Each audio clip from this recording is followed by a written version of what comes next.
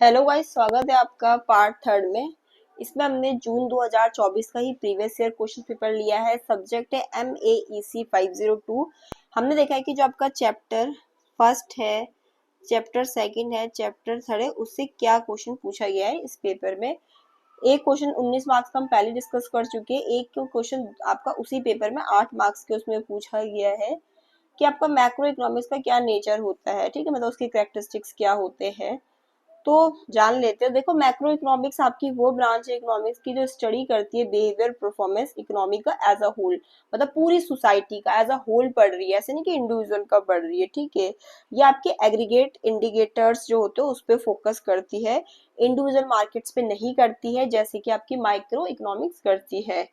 एक एक करके इसके नेचर को जान लेते हैं। फर्स्ट है एग्रीगेट इन नेचर, तो इसमें आपको वही लिखना है कि मैक्रो इकोनॉमिक्स मतलब वही स्टडी करती है इकोनॉमी को एज अ होल। ठीक है, क्योंकि इसमें वैसे भी हम एग्रीगेट इकोनॉमिक वेरिएबल्स को पढ़ते हैं, जैसे नेशनल इनकम हो गया, एग्रीगेट डिमांड हो गया, आपका total employment, total saving and investment, ठीक है, जनरल प्राइस लेवल, ये आता है इसमें। ठीक है, एग्रीगेट चीज आती है, national income, aggregate demand and supply, ठीक है, ये सब कुछ आता है। ये आपकी बिग पिक्चर देखती है इकोनॉमी का, छोटे लेवल पे नहीं देखती है, टोटल करती है, एग्रीगेट करती है। Second, general equilibrium analysis. Macro economics क्या करती है, एनालाइज करती है, एक साथ क्या डिटरमाइन करती है एग्रीगेट इकोनॉमिक वेरिएबल्स को। ये देखती है कि जो डिफरेंट सेक्टर है इकोनॉमी के वो कैसे आपस में इंटरेक्ट करते हैं, कैसे इक्विलिब्रियम पे पहुंचते हैं। ठीक है, तो ये आपका इसमें आ जाता है जनरल इक्विलिब्रियम एनालिसिस पे। इनकम एंड एम्प्लॉयमेंट थ्योरी इसका तीसरा नेचर है। इसका मेजर फोकस इस पे रहता है कि कैसे जो नेशनल इनकम और एम्प्लॉयमेंट लेवल डिटरमाइन होता है हमारी इकोनॉमी में, पर्टिकुलरली वो भी शॉर्ट टर्म में, और कैसे अचीव होता है फुल एम्प्लॉयमेंट। पॉलिसी ओरिएंटेड, हमने पहले भी इसमें डिस्कस किया था इंपॉर्टेंस में कि मैक्रो इकोनॉमिक हाईली यूजफुल होती है, गवर्नमेंट को हेल्प करती है पॉलिसीज को बनाने में भी और उसको लागू करने में भी। जैसे फिस्कल पॉलिसीज बनाता है गवर्नमेंट या मॉनेटरी पॉलिसीज बनाता है। जैसे फिस्कल पॉलिसी में आपका हो गया ना टैक्सिंग या स्पेंडिंग से रिलेटेड, मॉनेटरी में आपका मनी सप्लाई इंटरेस्ट रेट, ताकि वो रेगुलेट कर सके इकोनॉमी को। ठीक है, तो ये पॉलिसी बनाने में और इम्प्लीमेंट करने में सरकार को मदद करते हैं। ये डायनेमिक है नेचर में क्योंकि ये देखती है कि इकोनॉमी में समय के साथ क्या बदलाव हो रहा है।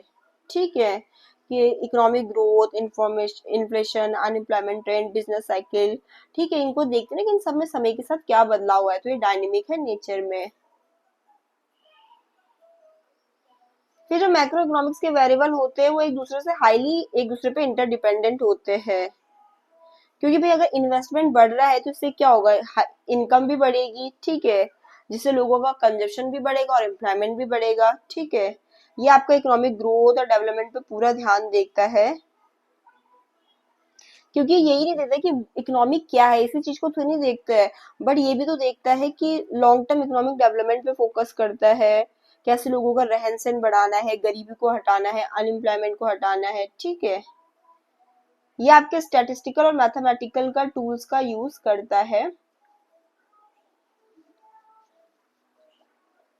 इकोनॉमिक ट्रेंड्स को एनालाइज करने के लिए, फोरकास्ट करने के लिए। जैसे जीडीपी कैलकुलेशन टूल्स का यूज करता है, इकोनोमेट्रिक मॉडल्स का यूज करता है। ठीक है, ये नॉर्मेटिव और पॉजिटिव एस्पेक्ट्स में दोनों आ जाते हैं, क्योंकि मैक्रो इकोनॉमिक्स में आपके पॉजिटिव इकोनॉमिक्स और नॉर्मेटिव इकोनॉमिक्स दोनों इंक्लूड है।